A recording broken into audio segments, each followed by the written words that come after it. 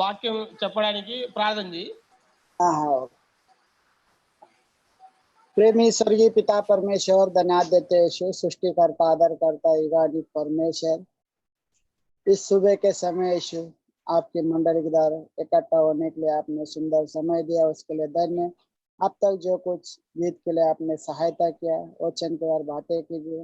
दास लोग आनंद भाई जो तेलुगु और हिंदी में, राजकुमार भाई जो ट्रांसफर करेंगे, अच्छा बता सके, हमारे मन तन आपके वचन पर बना रहे। अच्छा समय, सुंदर समय दे, विश्वास कर हम आपकी स्तुति आराधना कर सके। जो भी यीशु नेट मोबाइल सबका ठीक ठाक चल सके और यीशु सबों को आवाज क्लियर सुनाई दे और मन से हम भी सुन सके, उसके लिए हम प्रार्थना करते।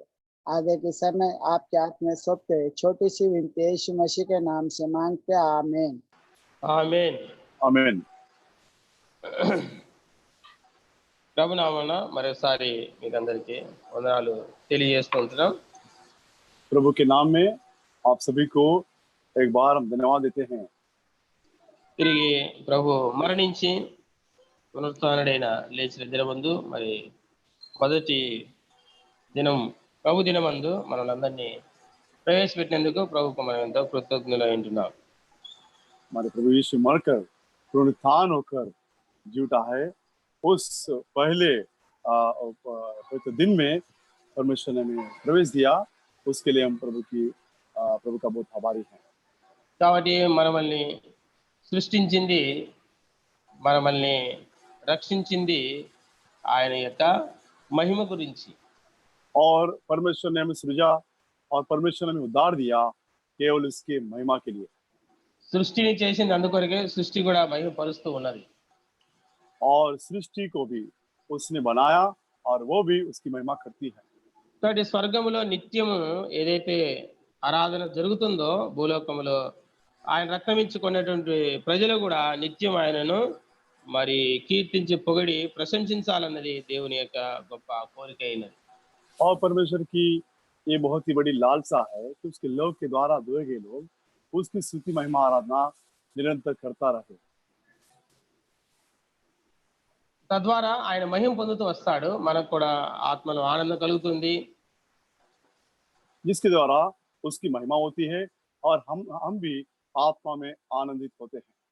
కాబట్టి ఆరాధన అనేటువంటి మాటకు కొన్ని అర్థాలు ఉన్నప్పటికీ అందులో ప్రప్రదంగా మరి మన దేవుడు తనలో తాను ఏమై ఉన్నాడు, మనకు ఆయన ఏమయ్యాడు, మనకు ఏం చేశాడు అన్న విషయాలను బట్టి ఆయనను వర్ణించుట అన్నది ఆరాధన అయినది. आराधना इस ये बात में बहुत से मतलब है। उसमें प्रथम बात ये आता है कि परमेश्वर अपने आप में क्या है और उसने हमारे लिए क्या है और हमारे लिए उसने क्या किया, इन बातों का वर्णन करना ही आराधना है। కాబట్టి కొంతమంది క్రియలతో మరి సమర్పణ జీవితం కలిగి ఆరాధిస్తారు. कुछ लोग अपनी क्रियाओं से समर्पित जीवन को बिताते हुए वे उस रीति से आराधना करते हैं। కొంతమంది ప్రాణము పెట్టి ఆరాధిస్తుంటారు. और कुछ लोग हैं जो अपने प्राण को त्याग कर आराधना करते हैं। కొంతమంది ఈ విధంగా తనకు మనసుకు మరి ఇష్టమైనది తన ప్రాణంలాగా ఎంచేది ఏదైతే ఉందో అది దేవునికి సమర్పించి ఆరాధిస్తుంటారు. और कुछ लोग जो अपने ही मन को जो अच्छा लगता है ऐसे मनभावने चीजों को, बातों को परमेश्वर के लिए समर्पित करके उस तरीके से आराधना करते हैं। కాబట్టి ఇవన్నీ కూడా మరి ఉన్నాయి. అయితే సంఘముగా మనం కూడి వచ్చినప్పుడు అవన్నీ మనం క్రియలతో ప్రత్యక్షపరచడం లేవు కనుక మన నోటి మాటలతో అంతర్భాగం నుంచి యథార్థముతో ఆత్మతో సత్యముతో ఆయనను ప్రశంసించనంటున్నాం.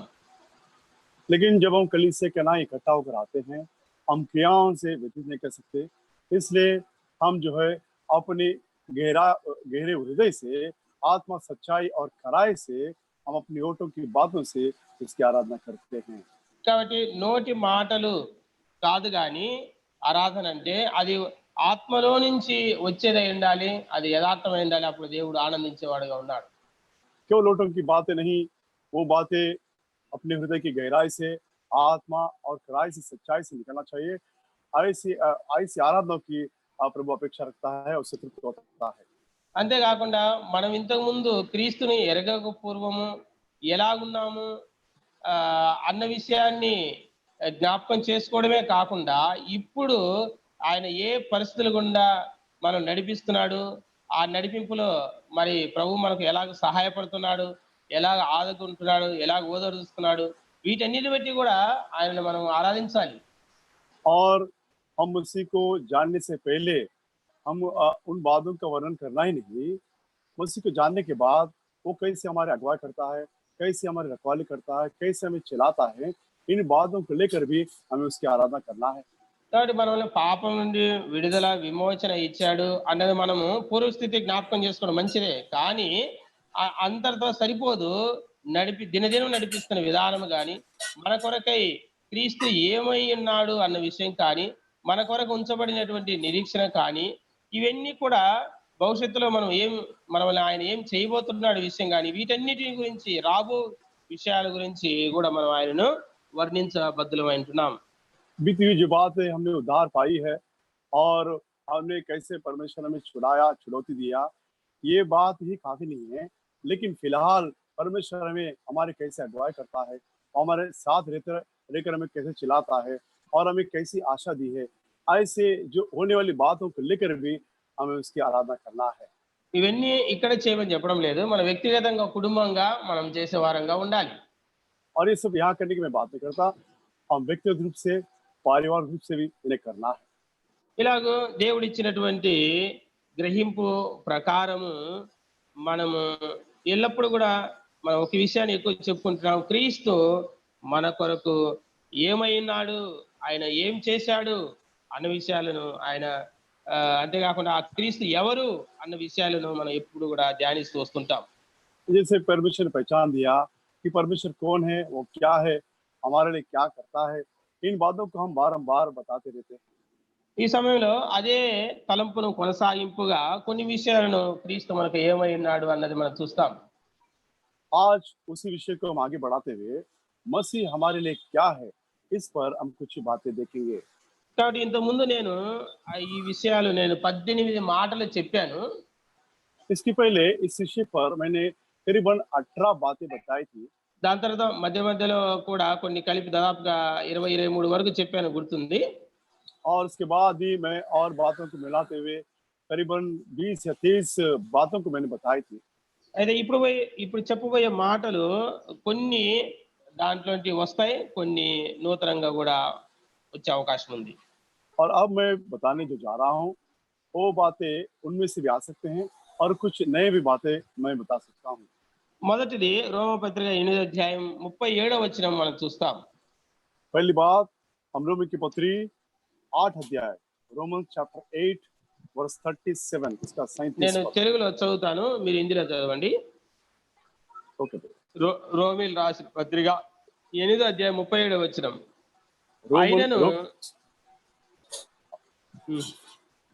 रोमियो की पत्री 8 अध्याय उसका 37 पद। ఆయనను మనలను ప్రేమించిన వాని ద్వారా మనము వీటన్నిటిలో అత్యధిక విజయము పొందుతున్నాము. परंतु इन सब बातों में हम उसके द्वारा जिसने हमसे प्रेम किया है जीवन से भी बढ़कर हैं। క్రీస్తు నాకు నీకు ఏమై ఉన్నాడంటే విజయమై ఉన్నాడు. और मसीह मेरे लिए आपके लिए क्या है, और मेरे लिए आपके लिए जीवन से भी बढ़कर है। అంటే పోయినసారి మనము విజయమై ఉన్నాడని చూసాం. అది ఏ సందర్భం అంటే ఈ లోకం యొక్క శరీరాశ, నేత్రాశ, జీవోడంబం దాని మీద ఆయన విజయం ఇస్తున్నాడు కాబట్టి క్రీస్తు విజయం అన్న తలంపు పోయినసారి చూసాం. ఆ తలంపు వేరే, ఈ తలంపు వేరే. और पिछले सप्ताह हमने देखा था ये विजय जो प्रभु देता है शरीर की संसार की अभिलाषा है और శరీరాశ, నేత్రాశ, జీవోడంబం, या शरीर की अभिलाषा और आंखों की अभिलाषा और जीवन का घमंड, इन पर प्रभु हमें जय देता है और इसलिए वो जयवंत है करके हमने देखा था। అంటే దాంట్లో మరొక పదం కలుపుకున్నాం, విజయముతో కూడిన విశ్వాసం ఇచ్చాడు అని చెప్పుకున్నాం. और उसके बाद उसमें हमने एक बात मिलाई थी, और जय से बड़ा विश्वास हमें उसने दिया है। అయితే ఇక్కడ చెప్పుకున్నది ఆ ఆ సందర్భం కాదు. ఇక్కడ ఏం సందర్భం అంటే ఇప్పుడు మనం ప్రస్తుతం జరుగుతున్నటువంటి ఏదైతే పరిస్థితులు ఉన్నాయో ఇక్కడ లెక్క పెట్టినట్లయితే 35వ వచనంలో 7 రకాలైనటువంటి శ్రమలు ఉన్నాయి. यहाँ पर लेकिन वो जो जय है वो नहीं है। अगर हम 35 पद में देखें करीबन 7 प्रकार के 7 बातें हैं। 7 రకములైన శ్రమలు. 7 प्रकार की क्लेश की बातें हैं। అయితే ఈ శ్రమల్లో ఇప్పుడు జరుగుతున్నటువంటి ఏదైతే శ్రమ ఉందో దాంట్లో మరి ఒకటైనా వస్తుంది, ఒకటైనా సూట్ అవుతుంది అన్న విషయాన్ని నేను జ్ఞాపకం చేస్తున్నాను. और फिलहाल की परिस्थितियों को लेकर इनमें से एक बात तो निश्चित रूप से उसको सूट होता है ऐसा मैं बताता हूँ। లెక్క పెడతాను. శ్రమ అయినా, బాధ అయినా, హింస అయినా, కరువు అయినా, వస్త్రహీనత అయినా, ఉపద్రవమైన, ఖడ్గమైన. देखिए मैं गिनता हूँ 35 पद में 7 बातें हैं, मैं गिनकर बताऊंगा। क्लेश, संकट, उपद्रव, अकाल, नंगाई, जोखिम और तलवार। కాబట్టి ఇప్పుడు ఈ 7 విషయాల్లో ఫలాన్ని నేను చెప్పను గాని ఇప్పుడున్న పరిస్థితుల్లో ఏదో ఒక మాట ఏదో ఒక మాటలో ఆ శ్రమలో మనం వెళ్తున్నాం. और इन 7 में से मैं ये करके किसी एक को मैं नहीं बताता, लेकिन फिलहाल की परिस्थिति में इनमें से किसी न किसी एक परिस्थिति में से हम गुजर रहे हैं। కాబట్టి అయితే ఇప్పుడు క్రీస్తు మనకి ఏం చేస్తున్నాడు? ఆయనను మనలను ప్రేమించిన వాని ద్వారా మనం వీటన్నిటిలో అత్యధిక విజయం పొందుతున్నాం. వీటన్నిటిలో ఆ 7 విషయాల్లో. लेकिन देखिए मसीह हमारे लिए क्या कर रहा है 37 पद में, परंतु इन सब बातों में हम उसके द्वारा जिसने हमसे प्रेम किया है जयवंश से भी बढ़कर है। कौन सी बातों में? जो ऊपर जो बातें 7 बातें बताई थी उन बातों में जयवंश से भी हम बढ़कर है हमारे लिए। ఎలాగో మనలను ప్రేమించి ఆయన ప్రాణం పెట్టాడో जैसा उसने हमसे प्रेम किया और अपना प्राण दिया, తన ఆఖరి బొట్టు వరకు, చివరి బొట్టు వరకు మరి రక్తాన్ని ఆయన కార్చి ఉంటున్నాడు. और अपने लहू को आखिरी बूंद तक यहाँ तक कि उसे बहाया। అలాగూ మనల్ని పాప నుండి, శాపం నుండి, ఉగ్రత నుండి, నరకం నుండి విడిపించాడు. और पाप से और शाप से उस भयंकर क्रोध से और नरक से उसने हमें बचाया।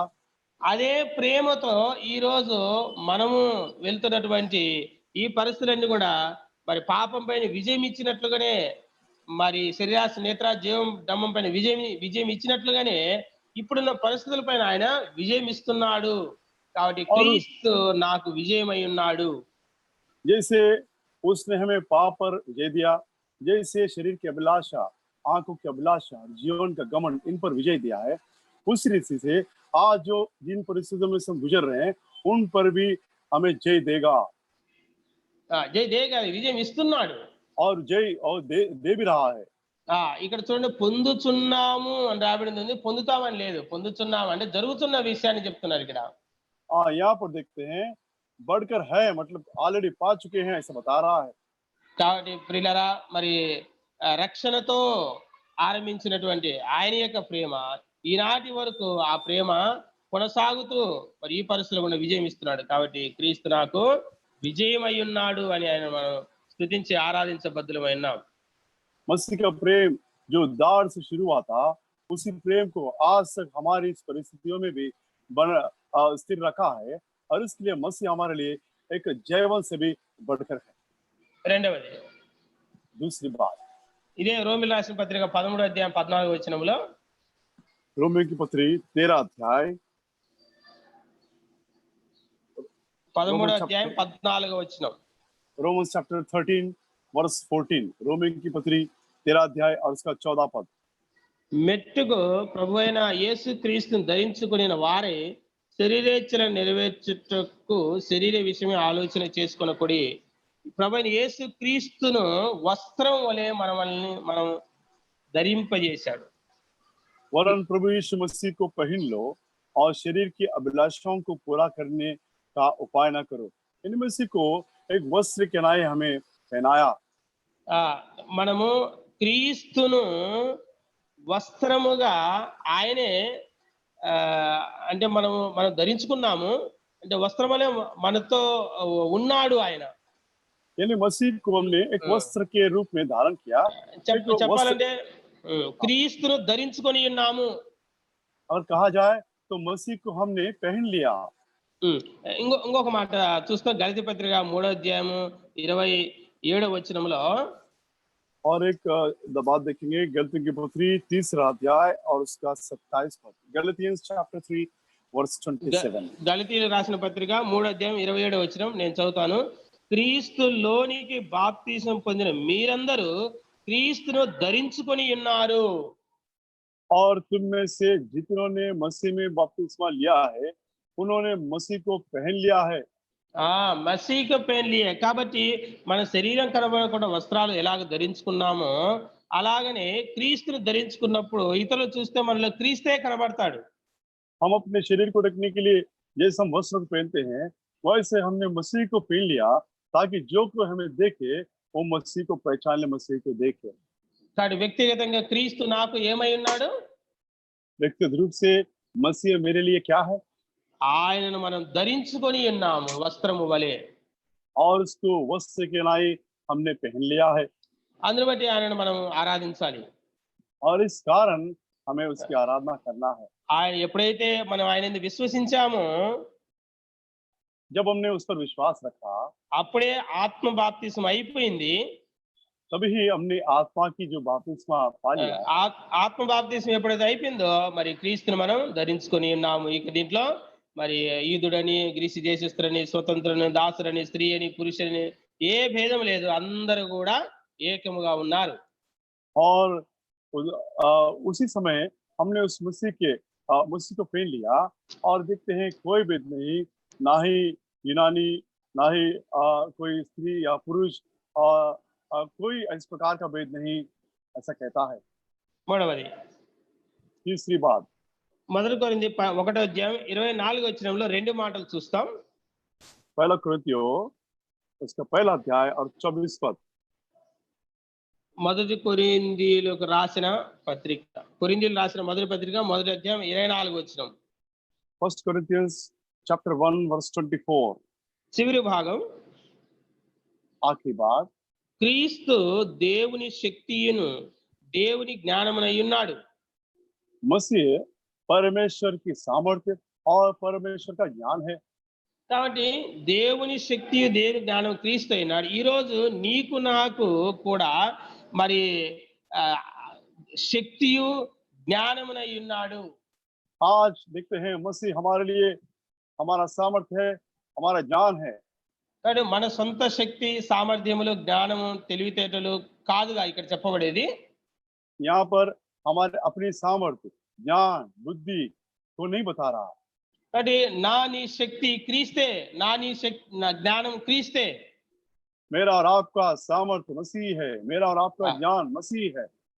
మనం త్వరగా చూసుకుంటూ వెళ్ళిపోదాం. మనం చాలా మాటలు ఉన్నాయి కాబట్టి ఇప్పుడు మూడోది అయిపోయింది. నాలుగవది ఈ 1 కొరింథీ 1:31లో 3 మాటలు మనం చూస్తాం. हम जल्दी जल्दी देखते आगे बढ़ेंगे क्योंकि बहुत सी बातें हैं। इसी पहले कुरिन्थी पहले अध्याय के 31 पद में देखेंगे 3 మాటలు మనం చూస్తాం. 3 ఆ बातें మాటలు देखेंगे। మాటలు నేను చదువుతాను. ब्रदर वन से पढ़िए। 31 అంటే హిందీలో 30 ఉంది. हाँ ओके ओके। हाँ पहला कुरिन्थियों पहला अध्याय उसका 30 पद। దేవుని మూలముగా ఆయన మనకు జ్ఞానము, నీతి, పరిశుద్ధతయు విమోచనము నాయను. जो परमेश्वर की ओर से हमारे लिए ज्ञान ठहरा, अर्थात धर्म और पवित्रता और छुटकारा। ఇక్కడ 3 మాటలు చెప్తాను. నీతి, పరిశుద్ధత, విమోచన అనే 3 మాటలు ఇక్కడ కనబడతాయి. यहाँ पर हम 3 बातों को देख सकते हैं, धर्म है, पवित्रता है और छुटकारा। జ్ఞానము ఎందుకు మనం తీసుకోలేదంటే 24 వచనంలో ఆ మాట వచ్చేసింది కాబట్టి. हमने ज्ञान के जो बात यहाँ पर लिखा है क्यों नहीं लिया, क्योंकि हम इसे 24 पद में देख लिया है। కాబట్టి మన నీతి ప్రభువే, और हमारी धार्मिकता हमारा प्रभु है। మన పరిశుద్ధత, మన విమోచన ప్రభువే. ఈ విషయాన్ని మనం ఇంతకుముందు వివరంగా చూసాం. और हमारी जो पवित्रता, हमारा छुटकारा हमारा प्रभु ही है। इन बातों को हमने इसके पहले भी देखा था। కానీ లోక సంబంధమైన నీతి కాదు, యేసు క్రీస్తునందు విశ్వాసం ఉంచడం ద్వారా కలిగే నీతి. संसार संबंधी धार्मिकता नहीं, लेकिन प्रभु यीशु मसीह पर हम जब विश्वास रखते हैं उसके द्वारा प्राप्त होने वाली धार्मिकता। కాబట్టి మన పరిశుద్ధత కాదు, క్రీస్తే మన పరిశుద్ధత అయింటున్నాడు. और हम हमारी पवित्रता नहीं, मसीह ही हमारी पवित्रता है। కాబట్టి విమోచన ఎక్కడి నుండి? పాపము నుండి, శాపము నుండి. క్రీస్తు రక్తముతో మన ప్రాణ ఆత్మలను, దేహములను ఆయన కడిగినాడు, పాపాలు క్షమించినాడు, విడుదల విమోచన ఇచ్చినాడు. అందుకొరకే క్రీస్తే విమోచన. और छुटकारा यानी पाप से और साफ से हमें छुटकारा मिला मसीह के लहू के द्वारा। हमारे आत्मा, प्राण और देह को उसने धोया और उसने जिससे हमें छुटकारा दिया। ఐదవది 2 కొరింథీ 1:5 और पांचवी बात, दूसरा कुरिन्थियों 5 अध्याय 5 2 కొరింథీ 1:5. और दूसरा कुरिन्थियों पहला अध्याय और उसका 5 पद। క్రీస్తు యొక్క శ్రమలు మా యందు ఎలాగ విస్తరించుచున్నవో అలాగే క్రీస్తు ద్వారా ఆదరణీయ మాకు విస్తరించుతున్నది. క్రీస్తు నాకు ఆదరణ అయ్యున్నాడు. क्योंकि जैसे मसीह के दुखों में हम अधिक सहभागी होते हैं, वैसे ही हम शांति में भी मसीह के द्वारा अधिक सहभागी होते हैं। यानी मसीह मेरे लिए शांति है। తసల్లి అనే మాట వాడండి. हाँ, तसल्ली ये शब्द ठीक रहेगा। ఎంత ఆదరణ ఈ విషయంలో కొన్నిసార్లు మరణం వరకు మనం వెళ్ళిపోతాం, మనం బ్రతుకుతామా లేదా అన్న పరిస్థితి. పౌలు గారు ఈ అధ్యాయంలో అదే చెప్తున్నాడు. తన మరణం వరకు వెళ్ళాడు, మళ్ళీ ఆయనను బయటికి తీసుకొచ్చాడు. इतना तसल्ली देता है, पौलुस कहता है कि यहाँ तक कि मृत्यु के उस चांद में चला गया और उसने मुझे तसल्ली दिया, मुझे छुड़ाया, ऐसा कहता है। కానీ ఎన్ని శ్రమలు మన యందు విస్తరిస్తుంటే దేవుడు విడిచిపెట్టడు, గాని విస్తరిస్తున్న శ్రమల ప్రకారం అదే పరిమాణములో ఆదరణ కూడా విస్తరిస్తూ వస్తాడు. जैसे हमारे जीवन में संकट बढ़ते हैं, उस समय परमेश्वर में छोड़ता नहीं, प्रभु में छोड़ता नहीं, लेकिन उसके उसके जो है तसल्ली भी उसी रीति से बढ़ाते हुए हमें बचाता है। కాబట్టి పాటల ద్వారా, వాక్యం ద్వారా, ప్రార్థన ద్వారా, ఆరాధన ద్వారా, పరిశుద్ధుల సాహసం ద్వారా, వీటన్నిటి ద్వారా దేవుడు మాట్లాడి ఆదరిస్తుంటాడు. और प्रार्थना के द्वारा, आराधना के द्वारा, वचन के द्वारा, परमेश्वर के लोग की संग के द्वारा, इन सभी से बातें करके प्रभु हमें तसल्ली देता है। 6వది छठी बात, ఎఫెసీయులకు రాసిన పత్రిక एफेसियों की पत्री 2:14. चैप्टर 2 वर्स 14, दूसरा अध्याय और उसका 14 पद। ఎఫెసీ 2:14. एफेसियों की दूसरा अध्याय और उसका 14 पद।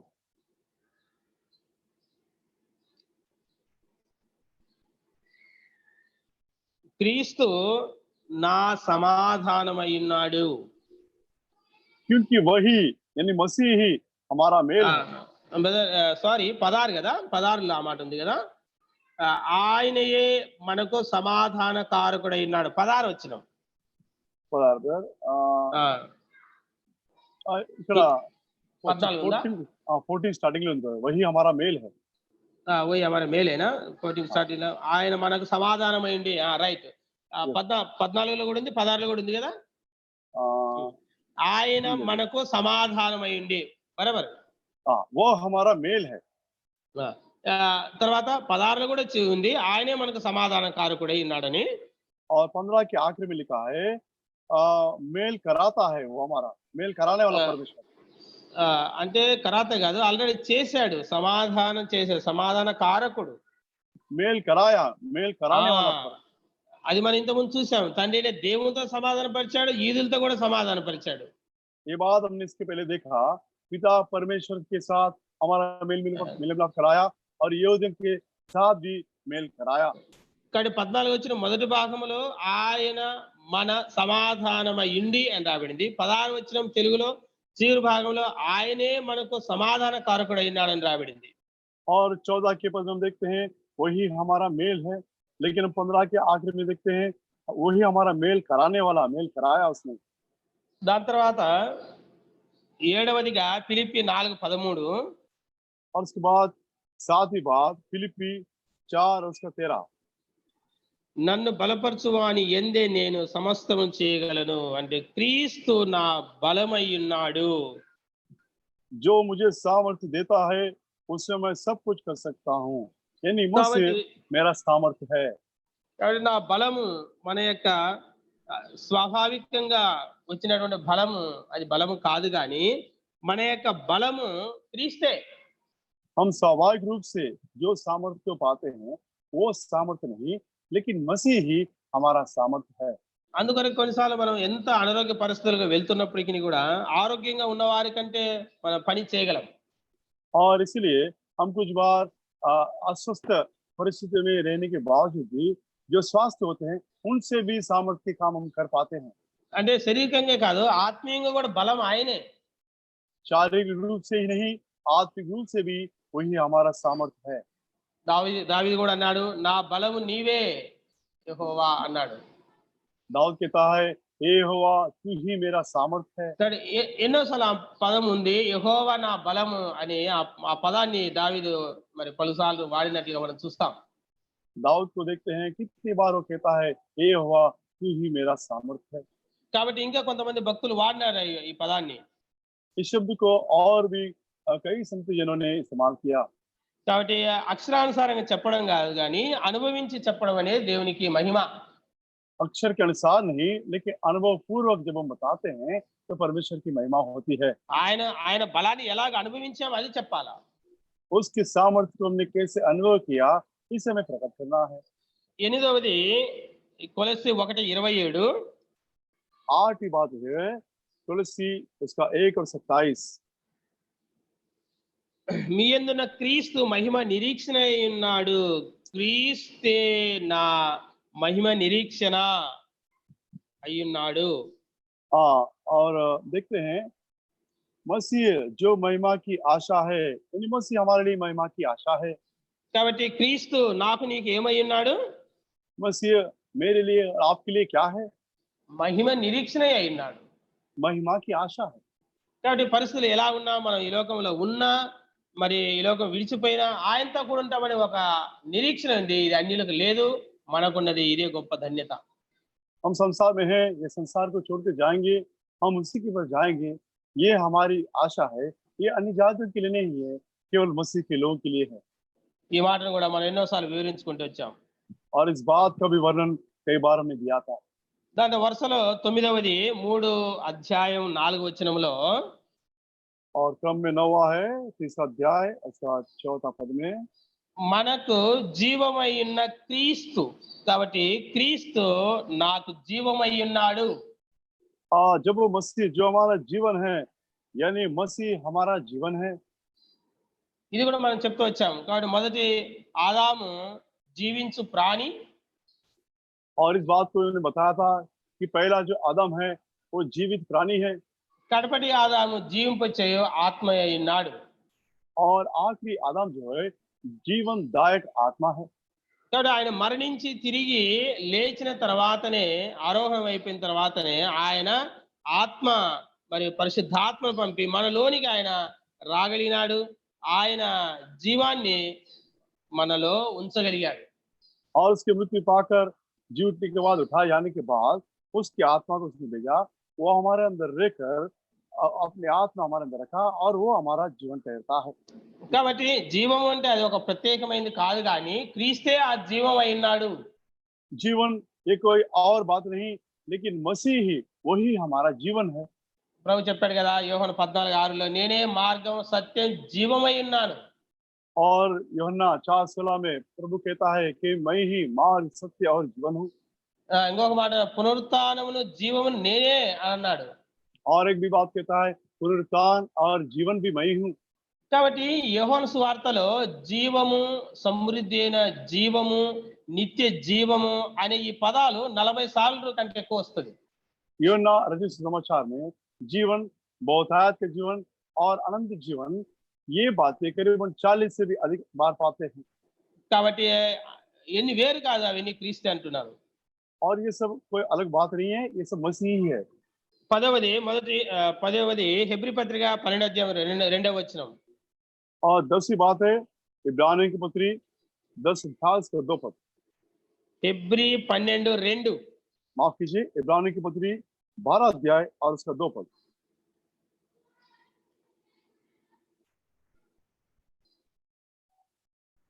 ఇంత గొప్ప సాక్షి సమూహం మేఘంలో మనల్ని ఆవరించినందున మనం కూడా ప్రతి వారం సులువుగా చిక్కులు పెట్టి పాపను విడిచిపెట్టి విశ్వాసమునకు కర్తయు దాన్ని కొనసాగించువాడునైన యేసు వైపు చూచుచు నా విశ్వాసమును క్రీస్తు విశ్వాసమునకు కర్త దాన్ని కొనసాగించువాడనైనాడు. और विश्वास के कर्ता और सिद्ध करने वाले यीशु की ओर ताकते रहे। यानी కానీ ఈ మాట मसीह यीशु जो है हमारे लिए विश्वास के कर्ता भी है కానీ और सिद्ध करने वाला भी है। ఈ మాట ఎవరి వ్యక్తిగతంగా వారు తీసుకోవాలి. మా విశ్వాసమునకు అనకుండా నా విశ్వాసమునకు కర్త కొనసాగించువాడు. और इस बात को हमें व्यक्तिगत रूप से लेते हुए इस रीति से पढ़ना है कि मेरे विश्वास के कर्ता और उसको सिद्ध करने वाला। కాబట్టి మన విశ్వాస జీవితం ఎలా ఆరంభమైంది? हमारा विश्वासी जीवन कैसे आरंभ हुआ? ఆయన యొక్క మరణం, భూస్థాపన, పునరుత్థానం, ఆరోహణం మనం నమ్మకం ఉంచాం గనుక మనం విశ్వాసులు అయిపోయాం. उसके मर जाना, गाड़े जाना, पुनरुत्थान होना, उठाया जाना, इन बातों पर हमने विश्वास रखा और కాబట్టి इसलिए हाँ हाँ भाई, అప్పుడే కార్యం ఆరంభమైంది మనలో. तभी हमारे अंदर उसका कार्य आरंभ हुआ। అందుకొరకే పౌలు మరొక మాటలు అంటాడు ఫిలిప్పీ పత్రికలో, మీలో కార్యం ఆరంభించినటువంటి వాడు అది యేసుక్రీస్తు దినం వరకు కూడా కొనసాగిస్తాడని ఒక సందర్భంలో చెప్పాడు. फिलिप्पियों के पत्र में कहता है जो कार्य तुमने आरंभ किया वही मसीह वही प्रभु जो है आखिर तक उसको निभाता रहेगा। కాబట్టి మన విశ్వాసం కర్త మనుషులు కాదు గాని, ఏ వ్యక్తి కాదు గాని, క్రీస్తే మన విశ్వాసం కర్త, దాని అంతం వరకు కూడా కొనసాగించేవాడు క్రీస్తే అయి ఉంటున్నాడు. అంతేగాని ఈ 11వ అధ్యాయంలో ఉన్నటువంటి విశ్వాస వీరులు కాదు, లేకుంటే ఇప్పుడు మనకు కనబడుతున్నటువంటి ఎవరైతే గొప్పగా చెప్పుకుంటాం వాళ్ళు కాదు. हमारे विश्वास के कर्ता कोई मनुष्य नहीं है और कोई सिद्ध नहीं कर सकता। हमारे विश्वास के कर्ता हमारा मसीह है और उसको सिद्ध करने वाला भी यीशु है। यहाँ पर जो विश्वास के वीर को बताए गए वे भी नहीं है और आज जो हम देखते हैं विश्वास के वीर वे भी नहीं है। 11వది 11वीं बात మొదటి యోహాను 1:9 पहले यूहन्ना उसका 1 और 9 फर्स्ट जॉन चैप्टर 1 वर्स 9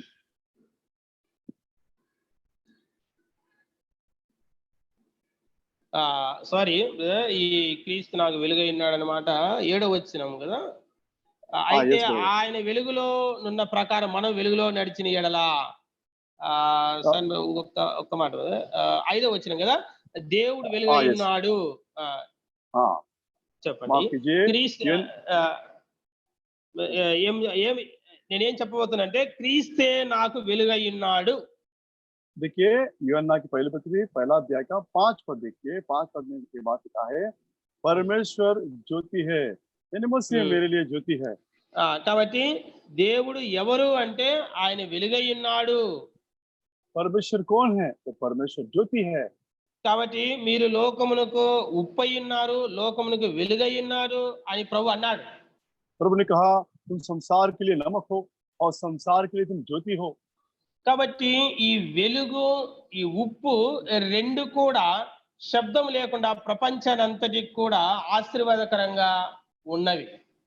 और ये नमक है और ये ज्योति है, बिना शब्द किए पूरे संसार के लिए आशीष का कारण ठहरते हैं। కాబట్టి అలాగే మనము కూడా క్రీస్తు బిడ్డలము ఒక వెలుగుగా ఒక ఉప్పుగా ప్రపంచానంతటికి ఎటువంటి శబ్దం లేకుండానే మన జీవితం ద్వారా ఆశీర్వాదకరంగా ఉండాలని దేవుడు కోరుతున్నాడు. అందుకొరకే ఆయన మనకు వెలుగై ఉన్నాడు. और परमेश्वर की लालसा भी यही है कि हम भी संसार के लिए नमक ठहरे, ज्योति ठहरे, जो बिना शब्द किए सबके लिए आशीष का कारण ठहरते हैं। और इसी तरह से परमेश्वर हमारा ज्योति है। కాబట్టి దేవుడు మొట్టమొదటిగా ఆయన నోటి నుండి పలికినటువంటి మాట వెలుగు కలుగుగాక అని పలికాడు. और परमेश्वर के द्वारा पहली बार जो अपनी मुंह से निकली बात है उजियाला हो ऐसा उसने कहा। అలాగనే మనకు కూడా ఈ యొక్క సువార్త వెలుగు అనేది మనలోకి వచ్చింది కనుక మనకు కూడా ఆయన వెలుగు అయి ఉంటున్నాడు. और इसी रीति से सुसमाचार की ज्योति हमारे अंदर प्रवेश किया और इसलिए वो हमारे लिए ज्योति है। చివరిగా మొదటి యోహాను 2వ అధ్యాయము 1వ వచనములో క్రీస్తు నాకు ఉత్తరవాది आखिर में हम देखते हैं इसी यूहन्ना की पहली पत्री दूसरा अध्याय का पहला पद में मसीह हमारा एक सहायक है యేసు క్రీస్తు అను ఉత్తరవాది తండ్రి యొద్ద మనకున్నాడు. और मसीह जो हमारा सहायक पिता के पास है కాబట్టి తండ్రి యొద్ద మనకుండి ఏం చేస్తున్నాడు, మన గురించి ఆయన విజ్ఞాపన చేస్తున్నాడు.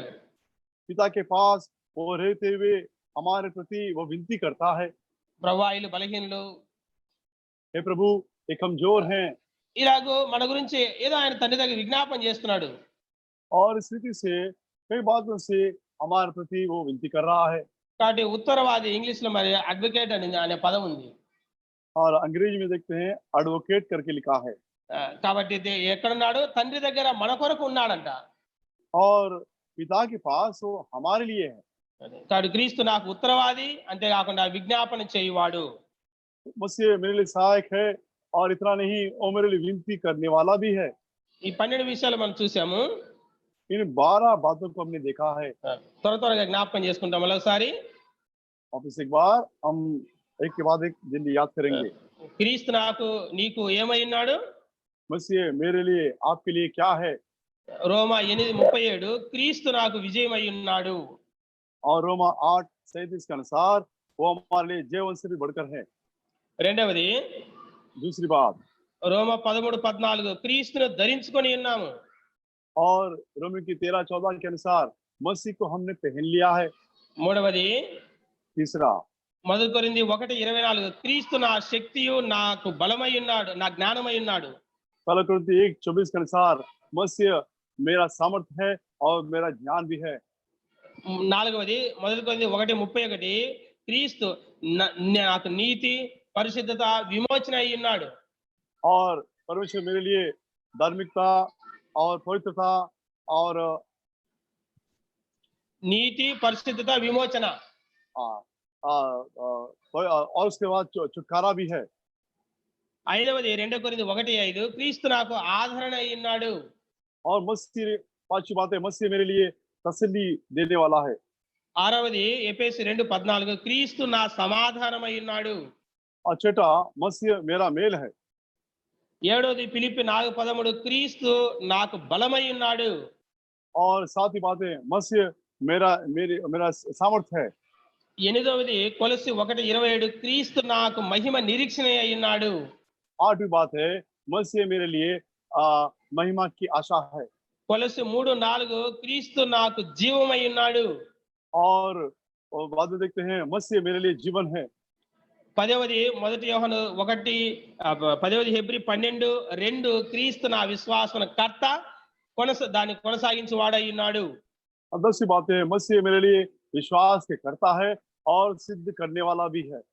11వది 1 యోహాను 1:9 క్రీస్తు నాకు వెలుగై ఉన్నాడు. और 11वीं बात है मसीह मेरे लिए ज्योति है। 12వది 1 యోహాను 2:1 క్రీస్తు నాకు ఉత్తరవాది లేదా విజ్ఞాపన చేయువాడు. 12वां मसीह मेरे लिए सहायक है और विनती करने वाला भी है। ప్రభు మాట దీవించును గాక.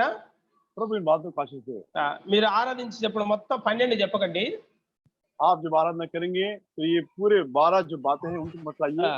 ఏదైతే ప్రభు టచ్ చేసినాడో, తాకినాడో, ఏదైతే మీరు నిజంగా ఆత్మానుసారంగా ఆత్మీయంగా అనుభవించినారో అవే మీరు టచ్ చేయండి. जो कोई बात से प्रभु ने आपके दिल को छुआ है और जिन बातों को आपने अनुभव किया है उन्हीं बातों को लाइए। అంతేగాని అక్షరానుసారంగా 12 త్వరగా చెప్పకండి. और यह छोड़ अक्षर के अनुसार जैसे आपने सीखा उनके अनुसार 12 बातों को मत लाइए। కాబట్టి నీవు నేను ఆత్మతో ఆరాధిస్తూ అనుభవంతో యథార్థంతో ఆరాధించడం ద్వారా ప్రభు మహిమ కలుగుతుంది. और जब हम आत्मा से आराधना करते हैं, अनुभव के द्वारा आराधना करते हैं, कराए के साथ आराधना करते हैं, परमेश्वर की महिमा होती है। ప్రభు మాటలు ఆస్వాదించిన గాక. త్వరగా మీరు ఆరాధన చేయండి. प्रभु इन बातों को आशीष दे और जल्दी आराधना कीजिए।